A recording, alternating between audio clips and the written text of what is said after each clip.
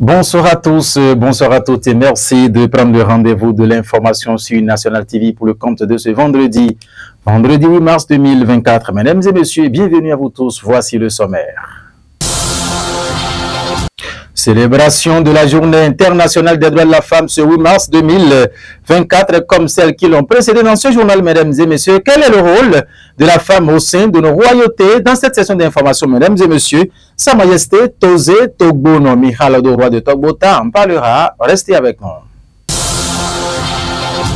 L'actualité, mesdames et messieurs, c'est la relecture du code électoral avec les députés de la 9e législature à l'Assemblée nationale. Dans cette session d'information, mesdames et messieurs, le regard croisé des confrères, vous allez donc suivre un extrait des propos de Gérard Noubet et de Jacques Awanso.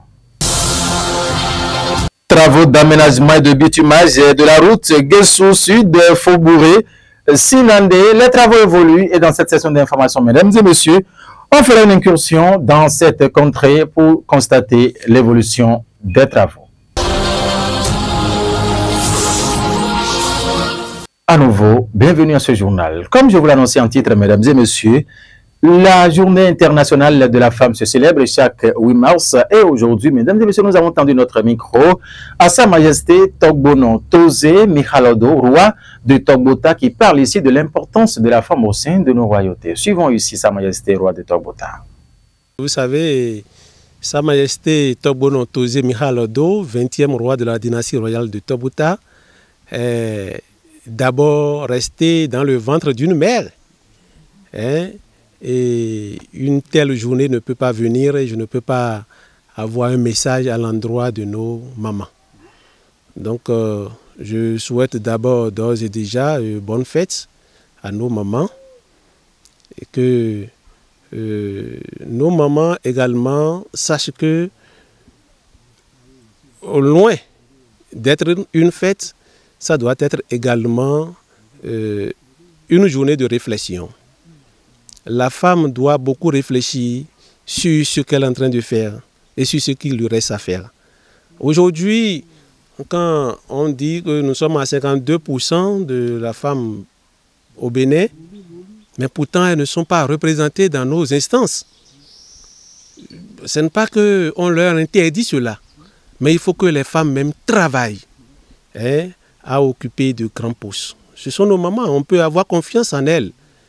Donc il ne faudrait pas que le 8 mars soit seulement une fête, mais également une journée de réflexion pour aller plus de l'avant. Moi, je souhaiterais que nos mamans, nos femmes aillent plus que là où elles sont aujourd'hui.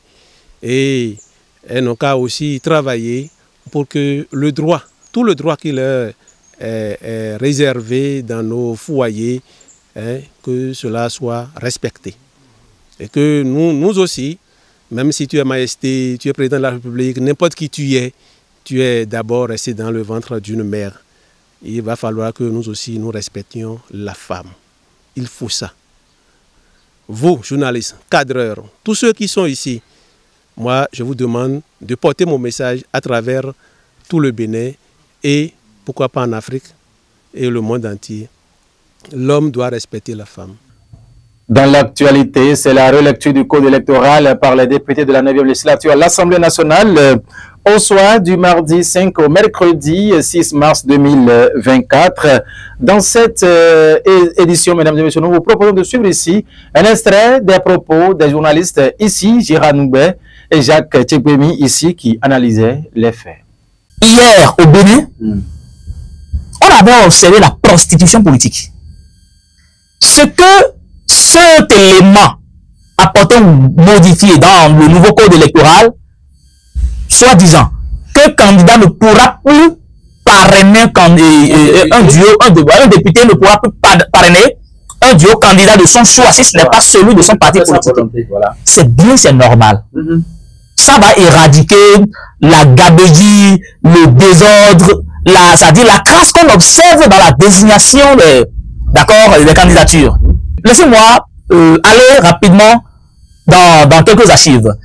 Le parti ou l'ex-parti PRD du président maître Adrien Mbegi, je ne vois pas celui-là qui pourra me dire que tous les candidats désignés par ce parti, quand il était en exercice, étaient des candidats au choix. Non, c'est des candidats proposés par le bureau politique. Et c'est quand c'est proposé, c'est ça que vous faites. Ça dit quoi? Il n'y avait pas. D'accord ou pas? Que tu sois d'accord ou pas, c'est ça qui suit. Tu suis en fait. Et c'est ça ce qui devait être normalement les tests qui doivent régir qu'on appelle les partis politiques. Tu peux être militant d'un mouvement, tu peux être militant d'un parti politique et faire le contraire de ce que ce parti politique dit. C'est pas faisable. C'est donc bien fait de contraindre ces députés. Sinon, voyons ce qui s'est passé avec la révision constitutionnelle, où des députés de la mouvance, parce qu'il n'y a pas de tests pareils, se sont permis de voter contre. Vous n'êtes pas d'accord que les députés de la mouvance... Ce n'est pas faisable. Ce n'est pas faisable en ce sens que tu ne peux pas être dans mon foyer en tant que femme et faire le contraire de mes décisions. Ça ne passera pas. Ah non, là, ça ne se passera pas. C'est pas de la dictature en fait. Si c'est ça l'exemple que mon confrère utilise pour justifier ce qu'il tente de dire par le retour à la normale des choses au sein des partis, je m'inscris donc en faux et c'est un scandale. Voilà, et nous allons rester dans la même perspective. Et justement, pour faire revenir encore le roi de Togbouta, Sa Majesté, Tosé Togbono Mikhalodo, qui s'adressait ici aux acteurs politiques et pour la préservation de la paix, car le Bénin reste un et indivisible et le seul à préserver partout, quoi qu'il adviendra. Suivez ici Sa Majesté roi de Togbouta à nouveau. Je dirais à toute la classe politique d'aller dans un sens conscientiel, un sens qui doit ramener la paix dans notre pays, le Bénin, puisque ce que nous avons de cher, c'est le Bénin.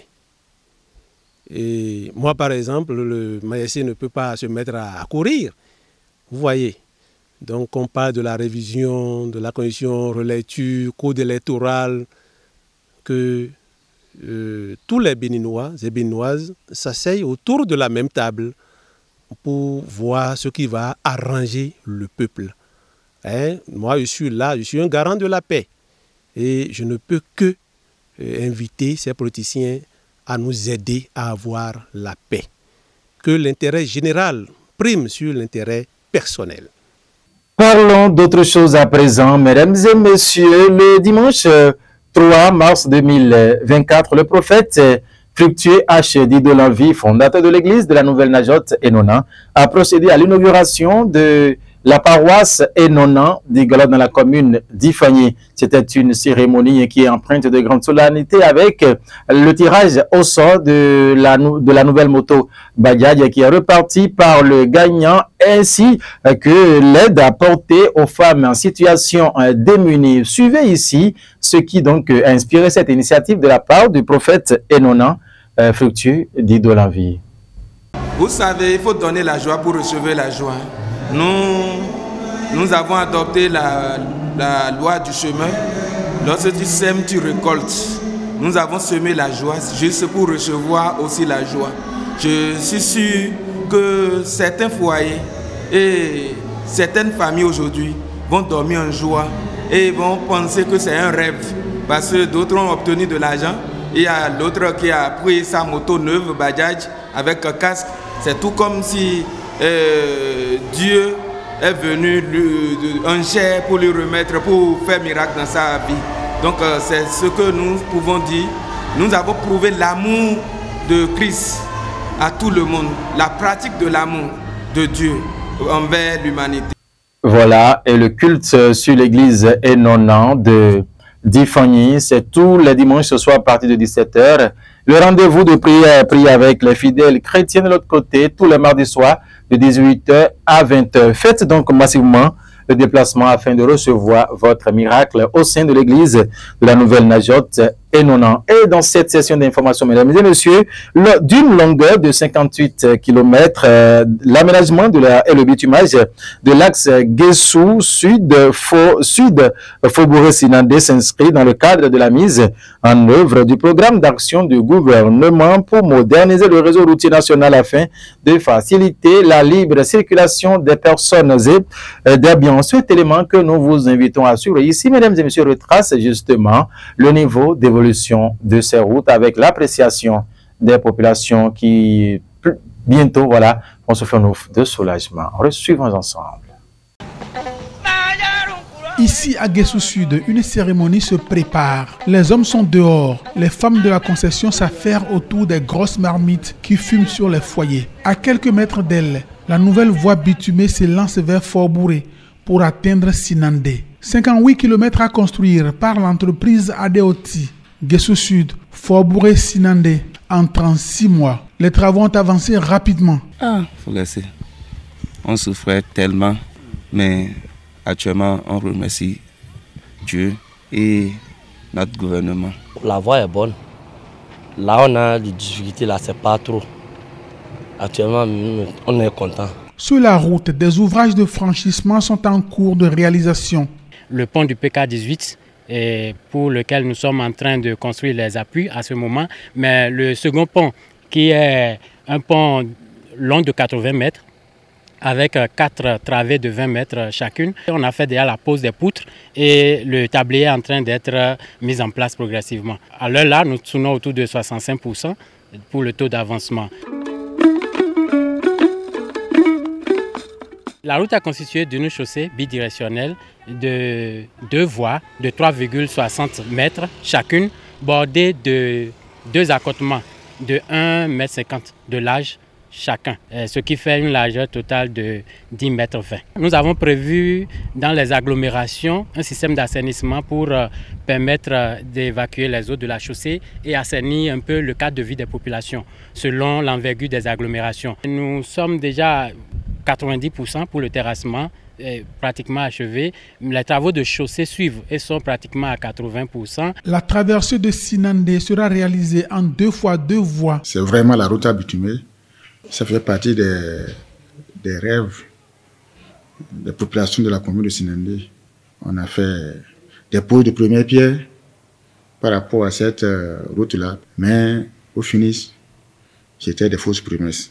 La route Sinandé-Faubourg-Guessou Sud, en reliant la commune de Sinandé à celle de Bembereke, désenclave un grenier de la localité. La commune de Sinandé est une commune agricole. Je vous rappelle que le Sinandé est la 4e commune sur le plan national productrice de coton et, disons, la première commune productrice du maïs du Bénin. Le prix du maïs, par exemple, il y a une différence de près de 3 000 entre Bembereke et Sinandé. Avec le transport, le coût de revient devient plus cher. Donc, les populations de Sinandé perdent 2 à 3 000 francs par sac de maïs vendu. Mais c'est la fête, c'est la joie partout. Au départ, beaucoup ne croyaient pas à ça. Mais quand les gens ont vu le bitume, donc on ne sait pas croire. Nous remercions sincèrement le gouvernement de la rupture. Vivement la fin des travaux de cette route Guessou Sud, Faubourg, Sinandé. Voilà, mesdames et messieurs, et c'est le moment donc de remercier le gouvernement du président Patrice Talon qui travaille d'arrache-pied afin que tout le Bénin, sente véritablement qu'il a connu un nouveau départ depuis 2016 à l'avènement du gouvernement de la rupture. Merci infiniment de nous avoir suivis. C'est la fin de cette session d'information mise en onde par Tenhuerounon. Réalisation Désiré Profond, Yomon Karin avec à l'édition. Il faut data Moussa. Portez-vous bien. Et très bon début de week-end à tout un chacun de vous en compagnie de nos programmes. Au revoir.